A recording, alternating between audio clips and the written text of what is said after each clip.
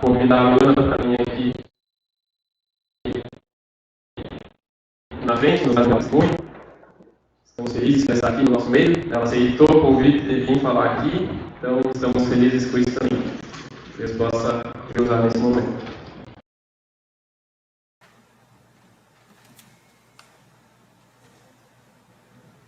Bom dia a todos. Eu vou estar passando um videozinho aqui, aí depois eu vou dar continuidade.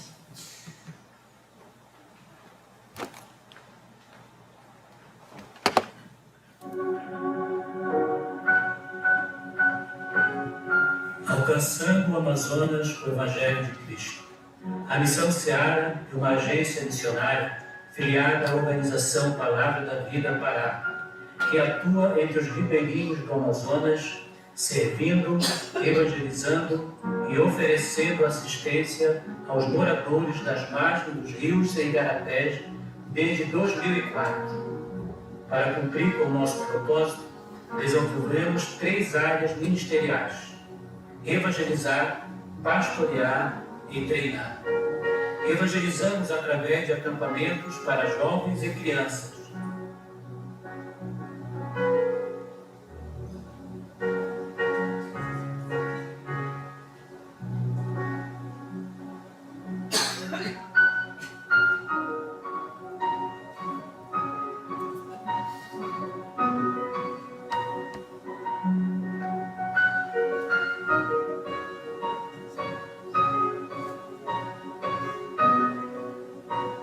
Aula de música nas comunidades por meio do Instituto Tocar. E nossas embarcações navegam entre os rios, furos e igarapés durante todo o ano, levando a palavra que transforma vidas, até que o missionário possa estabelecer residência nessa localidade. Quando alguém recebe a Cristo, a necessidade de ser pastoreado. É então que os missionários residentes entram em ação, se relacionando com a comunidade em que habita e as adjacentes, ensinando a Bíblia nas escolas públicas e nas casas, com vista ao estabelecimento de uma igreja. O trabalho continua até que essa igreja tenha discípulos que façam outros discípulos, onde cada crente é uma testemunha autopropagadora, uma igreja que se autossustenta, não apenas financeiramente, mas também com potencial humano. Para esse processo, o seminário flutuante e os treinamentos de líderes nas comunidades são recursos fundamentais para o treinamento e preparo dos líderes locais. A finalidade é que eles possam estar prontos para assumirem as responsabilidades da igreja local e a palavra seja anunciada até que todo ribeirinho ouça do Evangelho.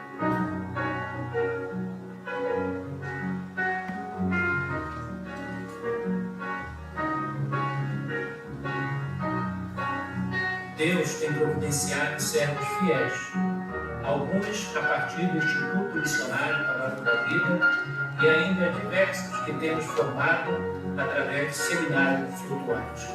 Apesar de todo o trabalho, sabemos que permanece a tônica bíblica. A seara é grande, mas os trabalhadores são poucos. Você pode fazer parte dessa missão. Junte-se a nós. A seara é grande, mas os trabalhadores são poucos. E esse é o nosso objetivo, é evangelizar, pastorear e treinar. Para quem não me conhece, eu sou a Luana, sou lá da Terceira Igreja de Bagé. Acho que muitos aqui já me conhecem, né? Desde pequenininha sempre eu frequento aqui. E desde o ano passado eu tenho tido a oportunidade de estar servindo entre os ribeirinhos lá do Amazonas, com a missão Seara. Eu fiz 4 anos no Instituto Missionário Palavra da Vida Pará. Eu me formei lá, fiz 4 anos, de 2018 a 2021. Voltei lá para Bagé, fiquei 6 meses servindo lá na minha igreja e também levantando sustento, até então eles me enviaram lá para Itacoatiara, lá onde fica a base da missão. E desde então eu estou lá, já vai fazer quase 2 anos e tem sido um grande privilégio, muito grande mesmo. Desde 2000 se vocês não faz o finalzinho, tá? ela era mais alta. Mas desde 2018, quando eu cheguei lá no seminário, muito obrigada. Aqui, deu? Melhorou. Mas desde 2018, quando eu cheguei lá no seminário, eu já tinha um coração voltado para missões transculturais. E eu sabia que eu queria isso, mas eu não sabia ainda onde e como servir.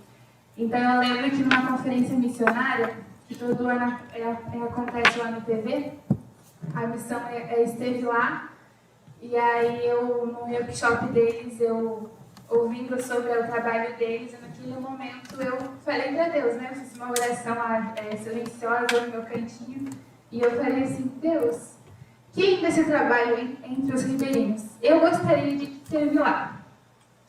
E aí passou, eu esqueci essa oração, mas Deus ele nunca esqueceu. Passou, eu fiz o segundo, o terceiro, e aí no meu terceiro ano no seminário, o nosso estágio é lá no Amazonas, é lá na missão. E quando eu estava lá, entre aquele povo e evangelizando, e falando de Jesus, e andando de barco, eu lembrei daquela oração. E lá é muito bonita, as vistas, é tudo muito, muito, muito lindo. E aí a noite estava uma noite muito, muito luar. E eu lembro de claramente aquela lua enorme, aquela lua cheia. Eu olhando aquela lua e eu falei assim: Deus, se o Senhor quiser, eu quero. Me traga aqui, eu quero te servir aqui. Então eu retornei, eu completei o 4º ano. E no meu último ano eu recebi um convite de casais de missionários da missão. E foi quando eu trouxe para a minha igreja essa proposta, eles abençoaram. Então eu estou lá e a igreja então. E tem sido um privilégio muito grande. Nem sempre é fácil, tem seus desafios. O primeiro desafio é porque eu sou solteira. E muitas pessoas aí me olham, né? Nossa, Luana, você é corajosa, você foi sozinha, solteira, para um lugar completamente diferente da sua cultura. E eu, pelo contrário, eu não me sinto tão corajosa. Às vezes eu me sinto muito fraca, mas eu sempre me lembro, né? Que o Senhor, Ele me levou lá e Ele sempre me sustenta. Então, já tiveram muitos momentos de muita tristeza, muito desespero, que eu sozinha lá, frágil, e eu me perguntava: Deus, mesmo Deus ele me lembrando, e Ele levantando recursos e muitas maneiras, Ele me enviando lá, muitas vezes eu me questionei, né? E batia aquela dúvida de: Deus, será mesmo? É aqui? Nós somos muito... A nossa fé, ela é muito pouca. É muito fácil a gente duvidar. E muitas vezes eu me questionei, mas o Senhor sempre me lembrava: é aquilo, Ana, eu estou te usando. Faça aqui a minha obra. Então, apesar de ter tido muitos momentos difíceis, o Senhor nunca me deixou faltar nada. Nunca. Eu sempre fui muito abençoada. Eu não tenho todo o meu sustento completo, mas é incrível. Quando eu olho a minha conta bancária e eu vejo lá: nossa, tem só R$50, eu preciso comprar a gasolina, preciso fazer o meu rancho, meu Deus, o que vai acontecer? O Senhor vai lá e fala: confia em mim. Quando vira o mês, lá está o dinheiro, bonitinho, na minha conta. Como? Eu não sei, mas o Senhor sabe. E Ele sustenta. E outros meses também, eu por ser solteira, Deus me deu uma grande família lá no campo missionário. Hoje eu moro com uma outra moça, que ela é missionária, e ela é ribeirinha, é nativa. Ela foi alcançada pelo seminário flutuante, e ela está no campo há 6 anos já. Então nós dividimos a casa e tem sido uma grande bênção. O nome dela é Sheila. Então muita coisa que eu aprendi a tratar peixe, a remar, coisas que eu nem sabia, ela me ensinou. Então, os meus medos, eles foram supridos, porque o Senhor, Ele me sustentou e Ele tem me sustentado. E também a equipe missionária ela é muito grande, onde eu moro. Eu moro numa comunidade chamada Vila Abacati, no Rio Abacaxis, e ela é a maior comunidade do Rio. Tem acho que em torno de uns 300 habitantes. E nós só podemos chegar lá por meios fluviais, então é só por barco. Não tem estrada, não tem rua, é só rio mesmo. Então hoje eu estou atuando lá e o meu ministério é basicamente em discipular outras meninas. O ribeirinho é um povo muito simples, é um povo muito amigável, é um povo muito receptivo, mas também é uma cultura muito imoral. A imoralidade é muito presente no povo ribeirinho. Então, é muito normal você ver casais que não são casados, estão juntos, ou só porque a menina engravidou e se juntam, famílias completamente desestruturadas, mulheres que têm, 5 filhos e um é de cada pai. Então, são muitos desafios. É uma cultura muito carente espiritualmente e emocionalmente. O povo lá é muito diferente do que eu fui ensinada, do que nós fomos ensinados dentro da nossa cultura. O homem lá, ele é muito preguiçoso dentro de casa. Então ele só pesca e isso é o suficiente. Ele não ajuda a sua esposa, ele não ama a sua esposa como ele deveria amar. Então as mulheres lá, elas fazem tudo praticamente. E é uma cultura muito, muito, muito imoral mesmo, onde o abuso sexual é muito, muito presente. Então, várias vezes eu tive que ser muito forte, sim, porque eu achava que eu nunca imaginava que eu ia lidar com certas situações. E hoje lá no campo missionário, eu lido com situações que algumas meninas chegam na minha casa e falam assim: tia, me ajuda. E aí você fica olhando aquela menina, ela chora durante horas, e ela me olha e fala assim: tia, o meu padrasto, ele tá me abusando. Então são situações assim que hoje eu estou lidando no campo. Não é fácil. Várias vezes eu já chorei, eu já falei: Deus, me ajuda. Não é fácil, eu nunca imaginei que eu ia lidar com certas situações, mas é incrível como Deus, Ele nos ajuda, como Deus, Ele realmente supra as nossas necessidades, em tudo, seja emocionalmente, seja financeiramente, em tudo. Então hoje, basicamente, o meu ministério ele é esse. Eu ajudo lá na igreja de Vila Abacaxis, nós temos um templo lá, ele completou 21 anos esse ano, e nós ajudamos lá. Eu trabalho com o Ministério Infantil lá, eu também ajudo nos adolescentes e nos jovens, mas a equipe lá é muito grande, então eu foco mais nas comunidades fora. Então eu faço muito evangelismo fora, em comunidades mais pertinho lá. Ano passado eu tive o privilégio de tirar a minha carteira de arraiz amador, então eu tenho uma carteira que pilota lancha. E aí, então, graças a Deus, eu já consigo pilotar uma lancha sozinha. Então, eu e mais a menina que mora comigo, a gente faz visita.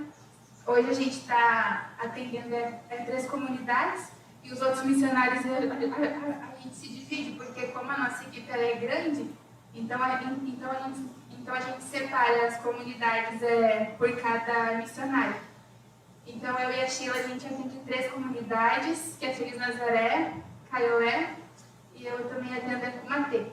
Então, a gente faz visitas semanalmente, evangelismo, toda semana a palavra ela é pregada, toda semana a gente está lá, batendo de porta em porta, sentando lá no chão de cada casa, tomando um cafezinho, evangelizando. Também, e aí também eu faço esses discipulados. Hoje eu estou atendendo 3 meninas. As 3 meninas passaram pela mesma coisa, que é abuso sexual. As três eu estou tratando com elas traumas na infância, traumas na família, de uma família completamente desestruturada. Então, esse tem sido o meu ministério, basicamente hoje, lá em Vila Abacaxis. Deus é muito bom mesmo. Eu fiz aquela oração há quase 6 anos atrás e eu não imaginei. Eu fiz aquela oração, mas sem fé, porque eu não imaginava tudo que eu ia estar vivendo hoje. E hoje Ele está me usando, eu tão falha e pecadora, e às vezes Deus Ele tem me usado lá nesse meio, e tem sido um grande privilégio. Tem sido um privilégio mesmo, né? Essa é a palavra, é um privilégio fazer parte da obra do Senhor. Eu fiz alguns videozinhos aí que eu tenho no meu celular, que eu estou sempre levando junto em visitas ou em alguma programação. Eu queria ter feito algo a mais, só que eu estou sem a computadora no momento e não sou muito boa com mídia. Mas eu fiz um videozinho e aí pode passar para vocês terem uma noção, é mais ou menos o que a gente faz lá.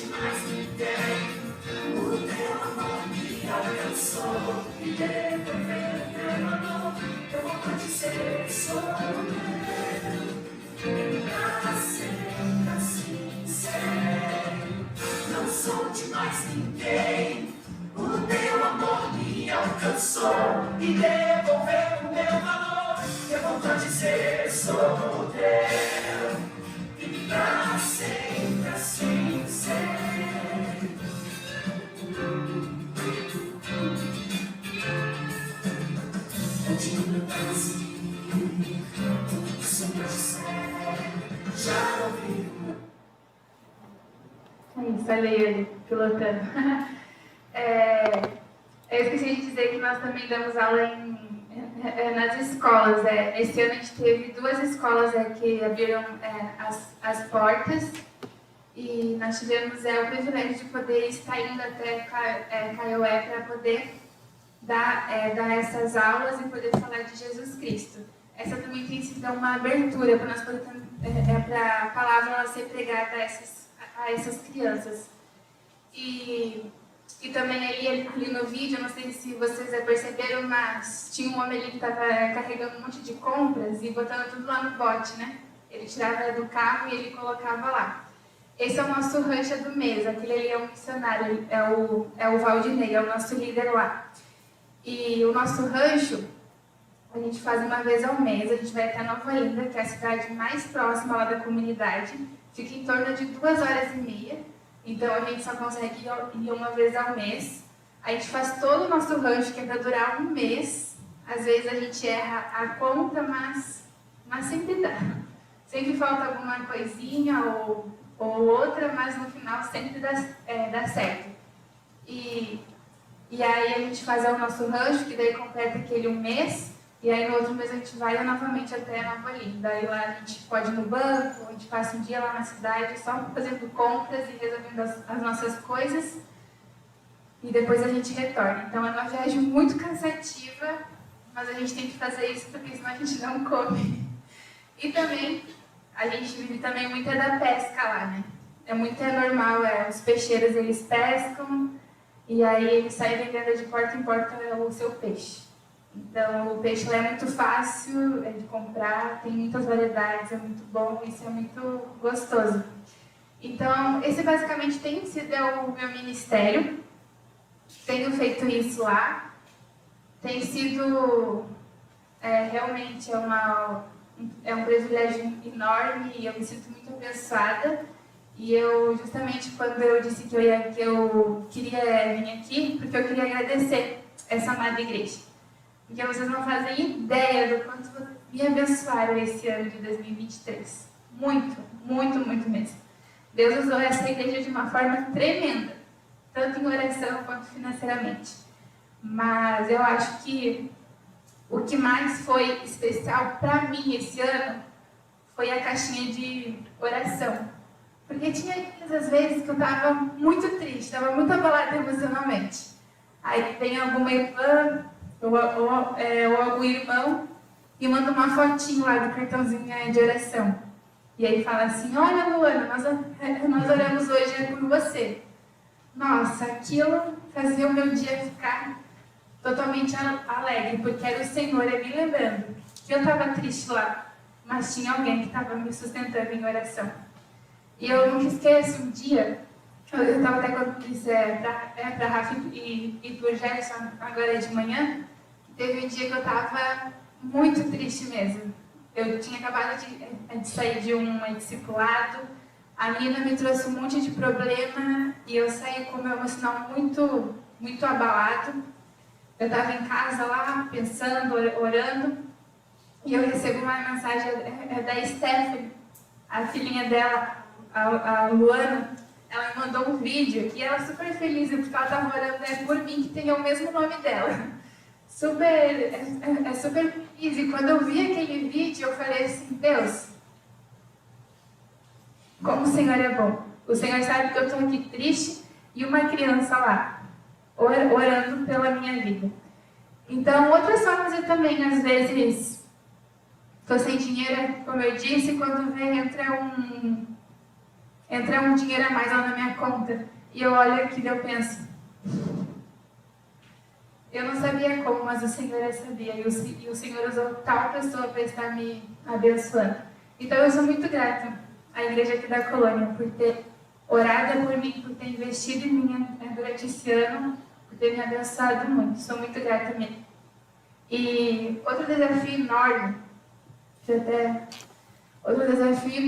que eu tenho passado lá, é a falta de energia. Lá tem energia 24 horas, mas às vezes a energia ela vai embora e ela fica 10 dias fora.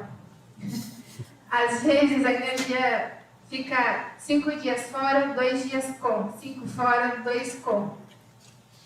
E eu tenho sofrido muito com essa grande falta de energia, porque estraga a carne, estraga os mantimentos, estraga a comida, e várias vezes eu já perdi várias coisas, porque a gente tem um freezer lá, mas ele dura 3 dias só, resfriado, e depois ele descongela. E também o mais difícil foi ter que dormir todas essas noites sem um ventilador. Às vezes eu muita mosquito, às vezes eu acordava de madrugada, eu olhava a Deus e já reclamando muito, eu dizia assim, Deus, por favor, eu não aguento mais. Traz essa energia de volta, porque foram momentos muito difíceis mesmo, né? Eu que fui criada com energia, você chega lá e você passa por isso não é fácil. Então, eu fiz esse projeto que eu estou tentando levantar sustento para a instalação de um sistema solar. Não é muito barato. O total vai dar entre 500 e 5.700 reais. 500, se fosse, né? 5.700. Então, precisaria de uma placa solar, precisaria de um inversor, de cabos e conectores, 2 baterias e um controlador de carga. Então, eu estou levantando esse sustento para fazer essa instalação de um sistema solar para o próximo ano. Esse é o total do que eu preciso. Pode passar. E se você deseja me abençoar com algum valor para poder ajudar nesse sustento, aí está o Pix. Eu também pode entrar em contato comigo. Pode entrar em contato no meu WhatsApp. Era isso. Eu quero agradecer mais uma vez pela oportunidade, pelas orações e por me receberem tão bem. Amém.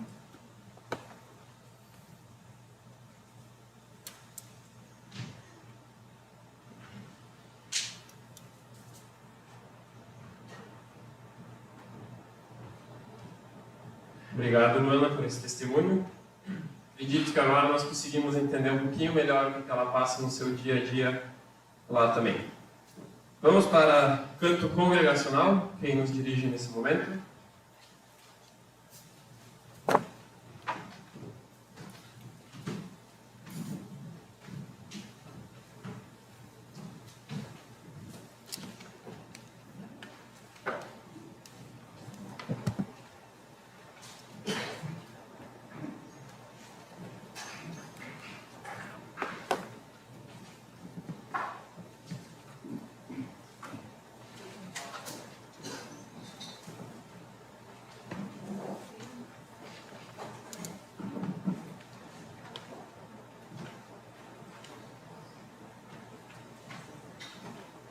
Nehmen wir diese Hefte und singen das Lied Nun lasst uns fröhlich singen.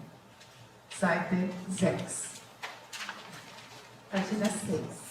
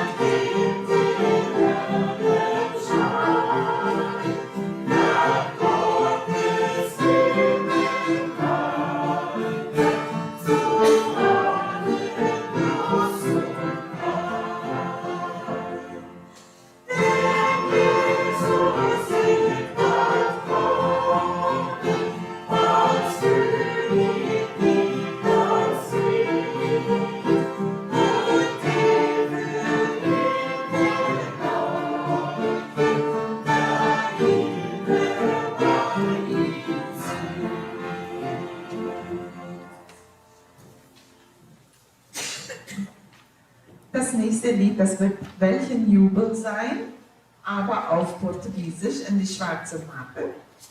Pasta Preta, página 30. Que alegria e regozijo. Im Gesangbuch ist es Seite 67, wenn ich es nicht falsch sage. Página 30.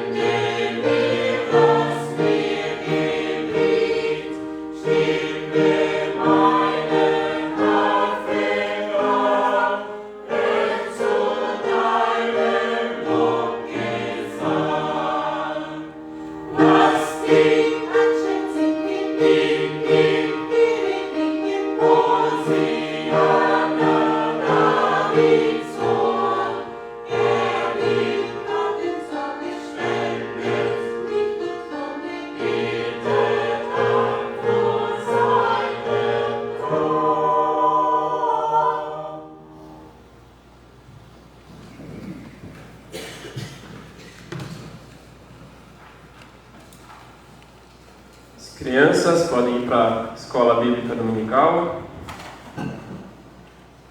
Então vamos seguir por aqui.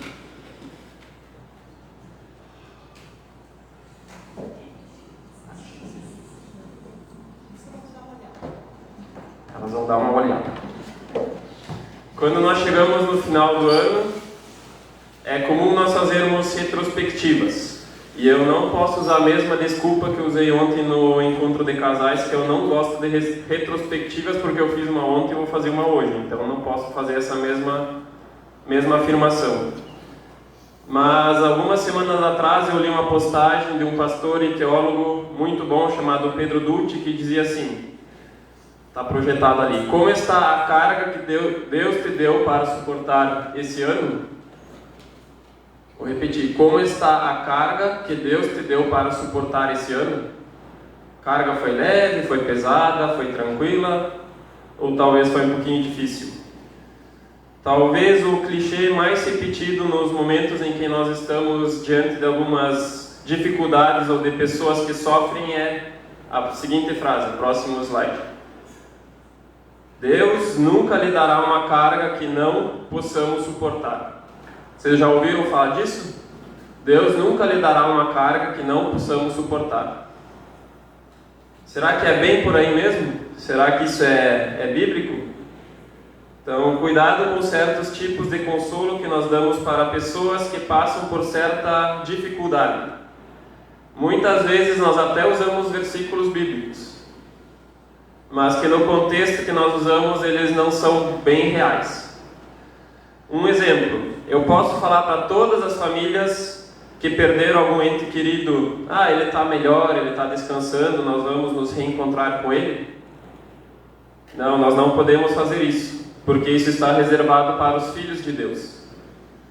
Então, dito isso, Deus nunca lhe dará uma carga que não possamos suportar.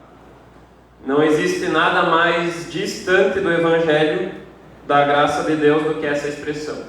Calma, depois eu vou explicar ainda. Talvez alguns vão dizer que eu estou pregando contra a Bíblia. Calma.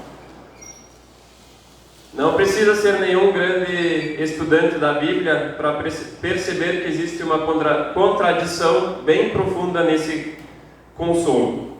Então, próximo slide. Muitos constroem uma ideia errada sobre esse tema devido à má interpretação de 1 Coríntios 10, versículo 13, que diz o seguinte.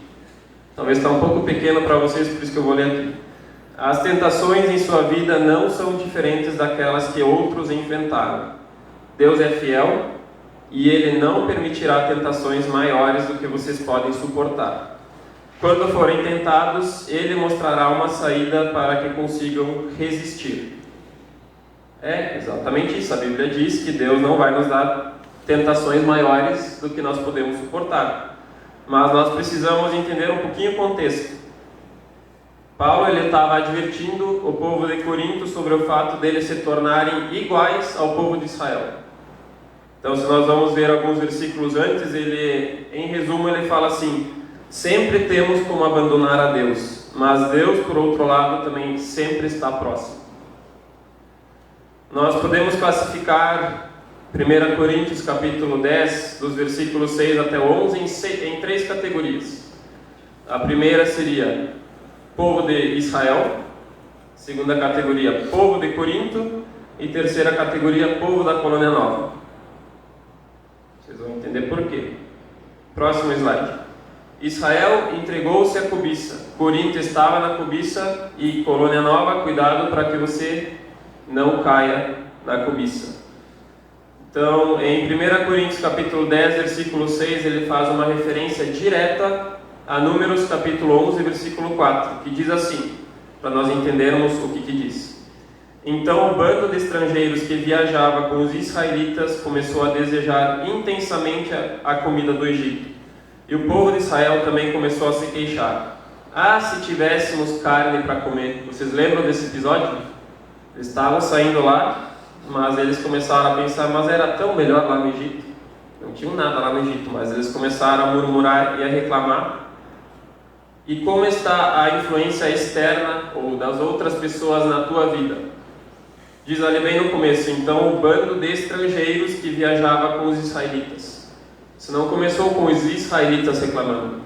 Era com os estrangeiros, começaram a reclamar, isso foi até chegar nos israelitas e eles reclamaram junto. Então, como está a sua influência ou como está a influência externa na sua vida? Os outros têm tirado o teu foco em Deus ou na adoração ou no contemplar a criação? Se alguém começa a reclamar, eu já começo a reclamar junto? É muito fácil, né?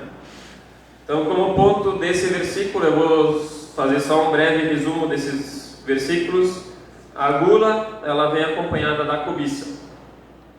Então, sempre que eu estou querendo comer mais, a cobiça vem junto. A insatisfação, ela vem acompanhada da impaciência. Próximo slide, no versículo 7. Então lembre, Paulo estava advertindo o povo de Corinto que eles não eram para serem iguais ao povo de Israel. Mas Israel ele se entregou à idolatria. Corinto estava na idolatria e nós precisamos cuidar para não cair na idolatria. Referência direta que fazem com o texto é de Êxodo, capítulo 32. Eu vou ler só o versículo 1 e 6, para não tomar muito tempo, que diz assim: Quando o povo viu que Moisés demorava a descer do monte, reuniram-se ao redor de Arão e disse: Tome uma providência, faça para nós deuses que nos guiem. Não sabemos o que aconteceu com esse Moisés que nos trouxe da terra do Egito para cá.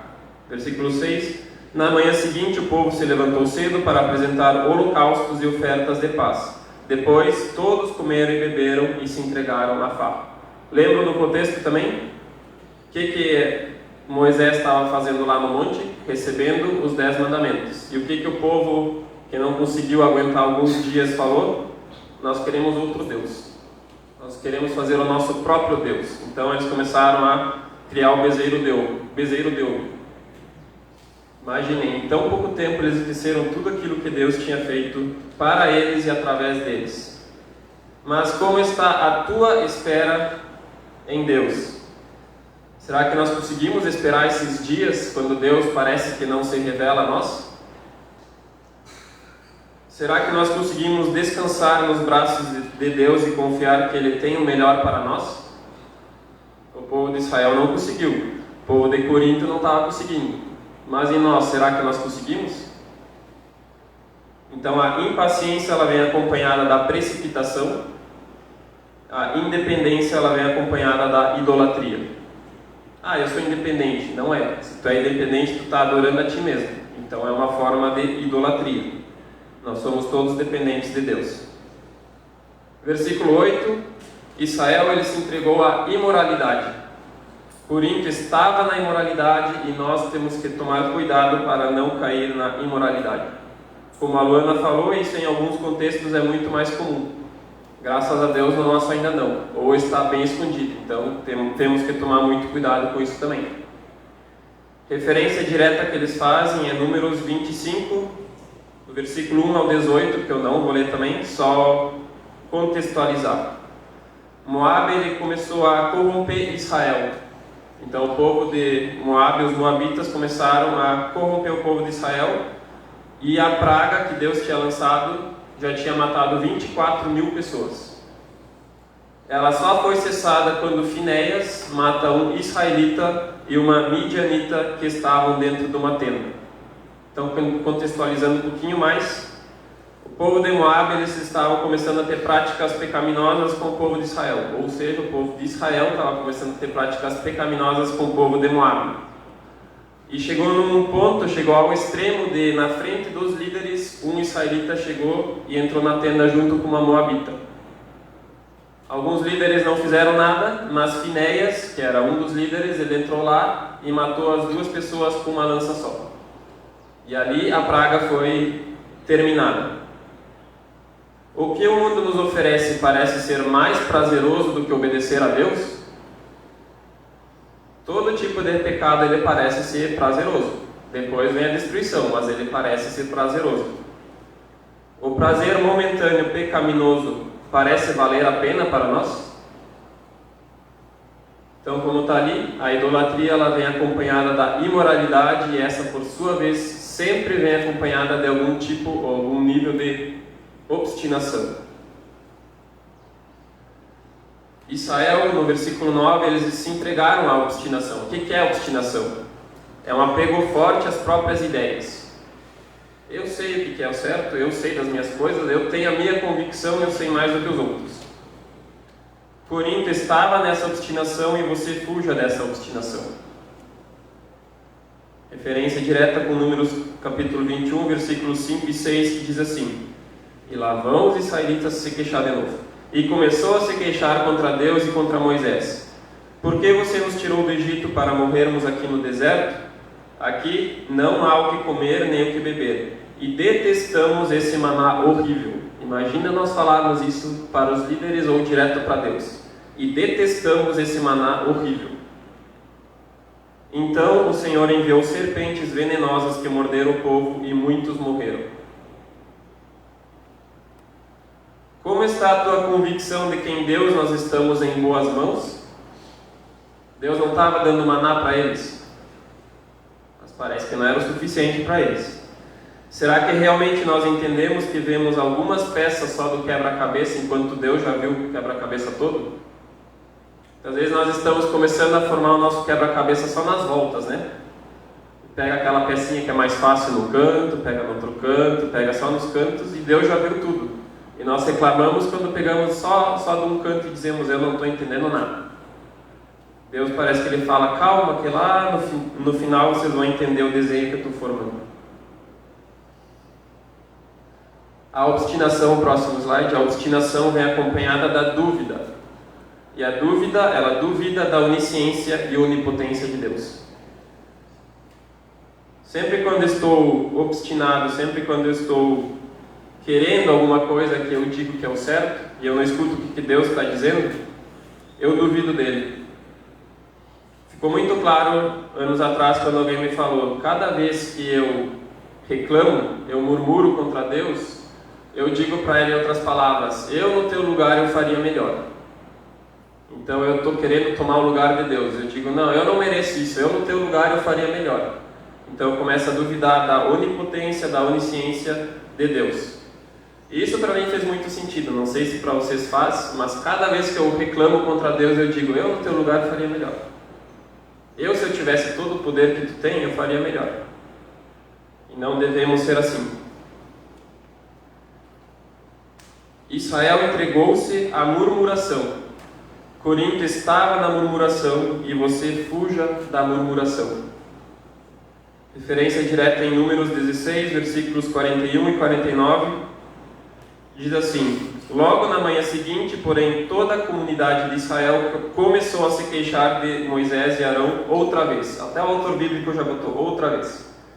Vocês mataram o povo do Senhor, diziam eles. Ainda assim, 14.700 pessoas morreram da praga, além daqueles que tinham morrido por causa da rebelião de Corá.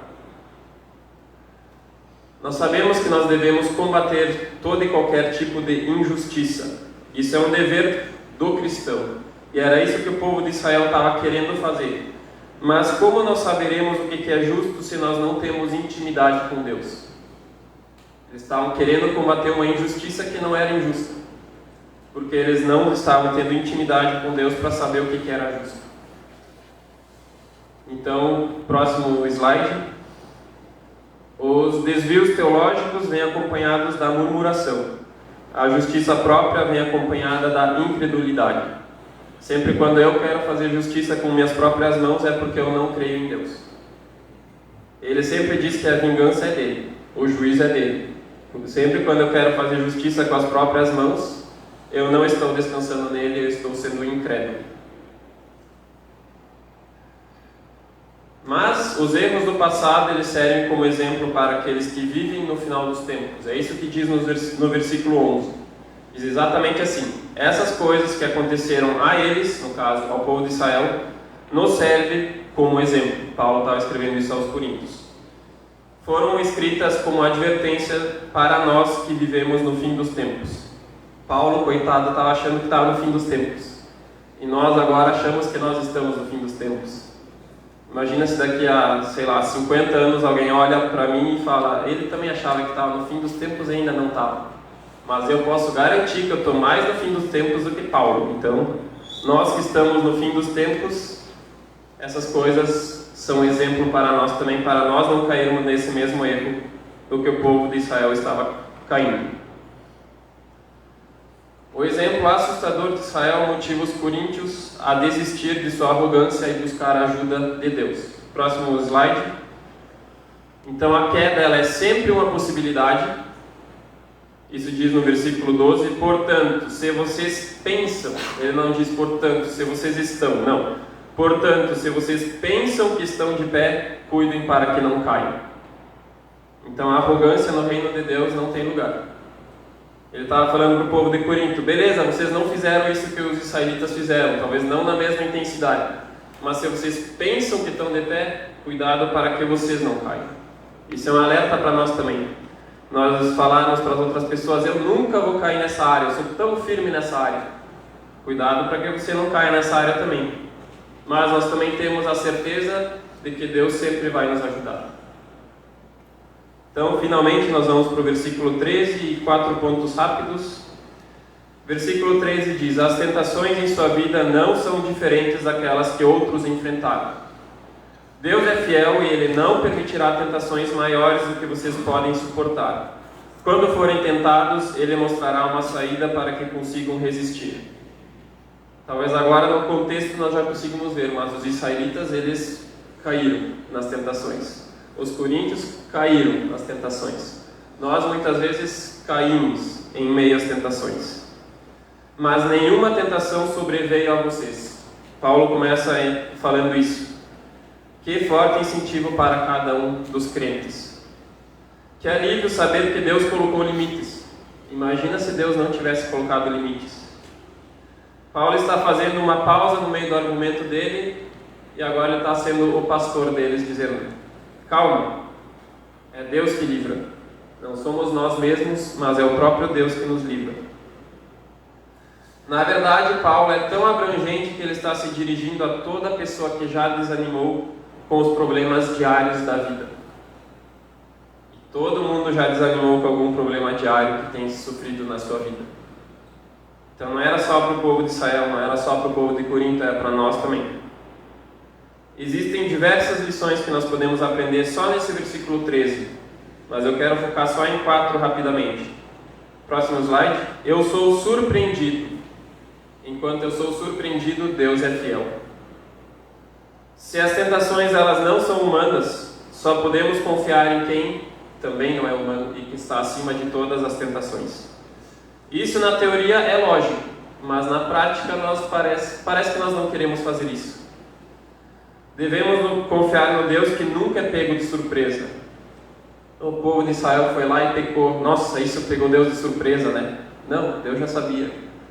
Quando eu peco, eu caio em alguma coisa, isso vai pegar Deus de surpresa. Não vai, Deus já sabe.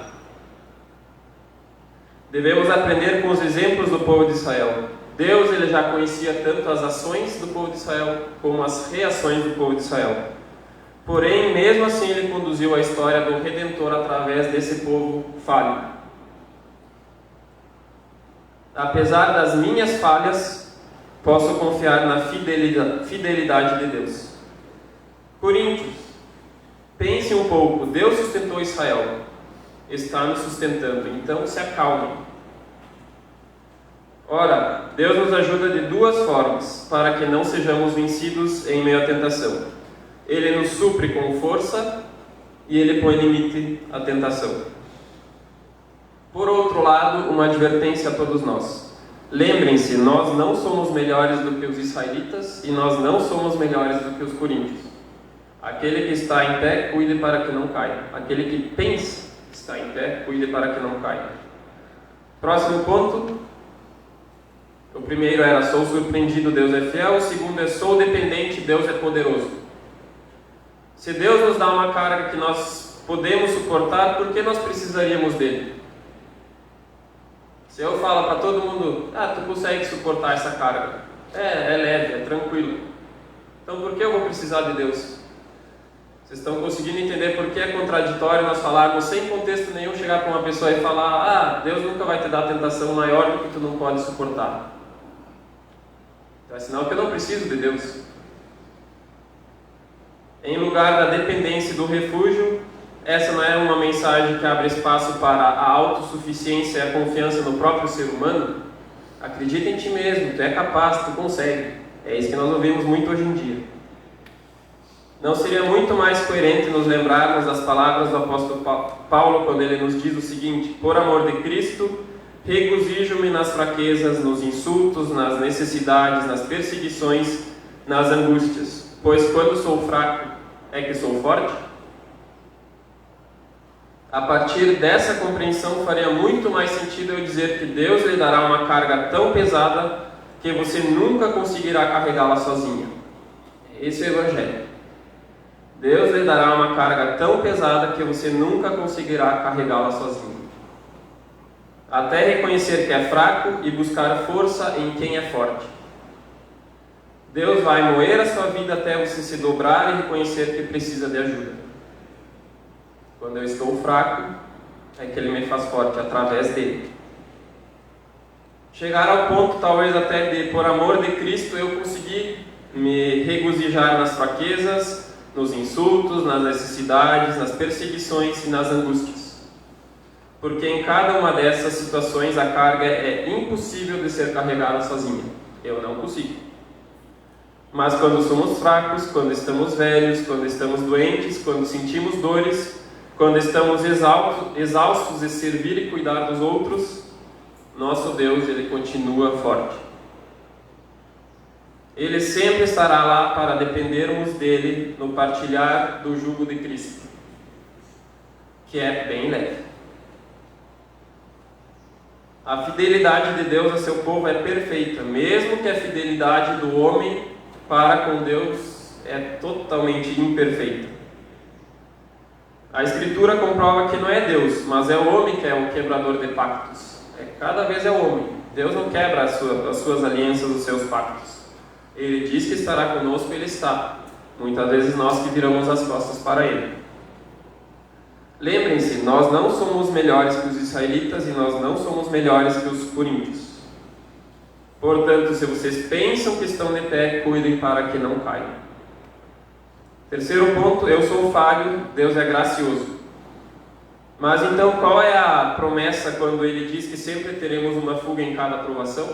Se eu só dei lados negativos até agora, qual é a promessa quando Ele diz que acharemos graça para cada boa obra? Qual é a promessa então, se não tem ponto positivo até agora? A promessa é o seguinte: Deus nunca permitirá que tropecemos ou fracassemos de modo que não possamos nos recuperar, nos arrepender ou nos reconciliarmos. Em outras palavras, Ele nunca permitirá que cheguemos a cair na apostasia ou na condenação. Ele nos capacitará a produzir frutos de uma fé genuína, perseverando até o fim. Algumas passagens bíblicas, que eu não vou ler agora, elas comprovam isso: Filipenses 1,6, Romanos 8,30, Lucas 22, 31 e 32, 1 Pedro 1,5, 1 Coríntios 1,8, todos falam a mesma coisa. Deus não vai deixar eu cair na apostasia. Embora Hebreus, em uma única passagem em toda a Bíblia, diz isso, mas no contexto também não diz isso, Deus diz: Ele não vai nos deixar cair na apostasia. Em 1 Coríntios 15:10, Paulo diz: mas pela graça de Deus sou o que sou, e a sua graça que me foi concedida não se tornou vã. Antes trabalhei muito mais do que todos eles, todavia não eu, mas a graça de Deus comigo. Ou seja, se eu sobreviver a qualquer provação, é graça de Deus, não são as minhas forças.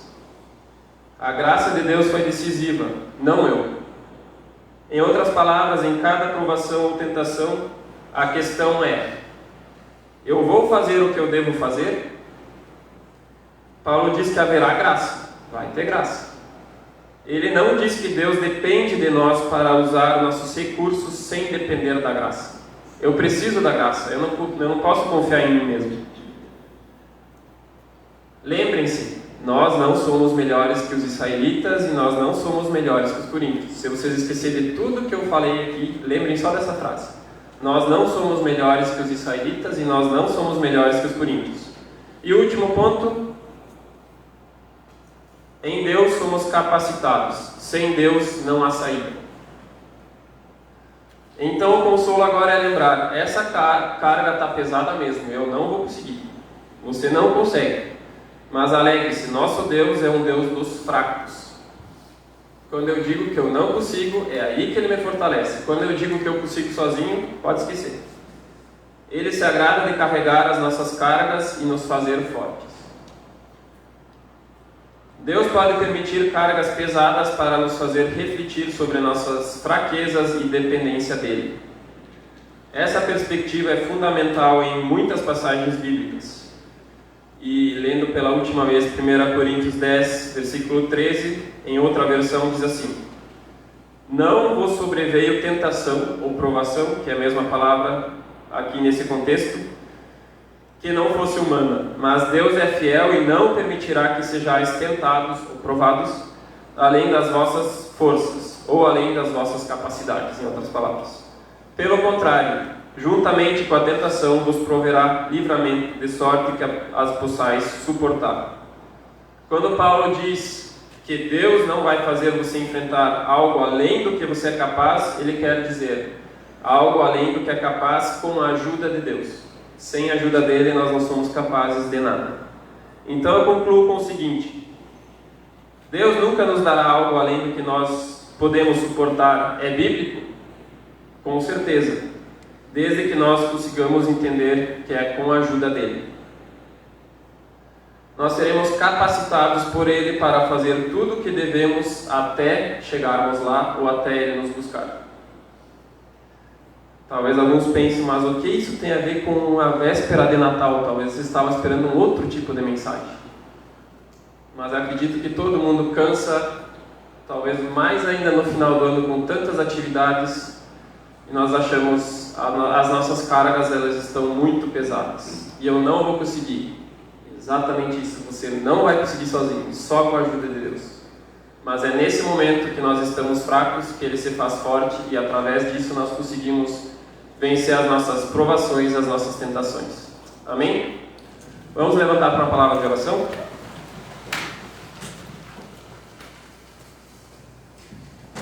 Deus, obrigado pela Tua palavra, obrigado porque a Tua palavra ela realmente nos confronta, mas ela também nos conforta.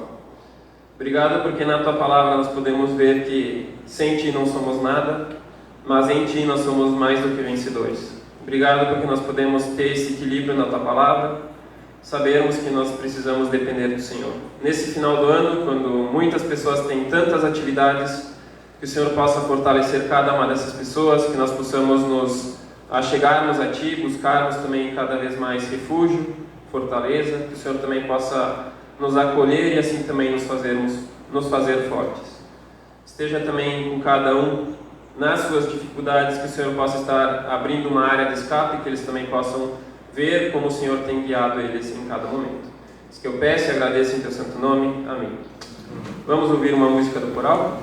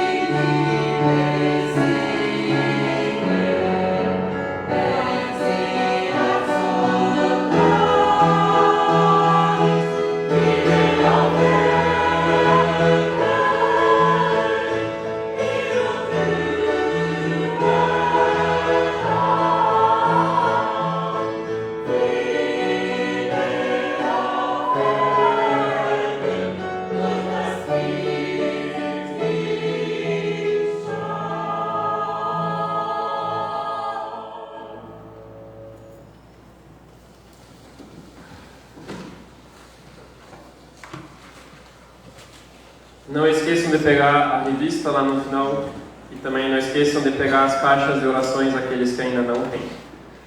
Vamos nos levantar para uma palavra de oração final.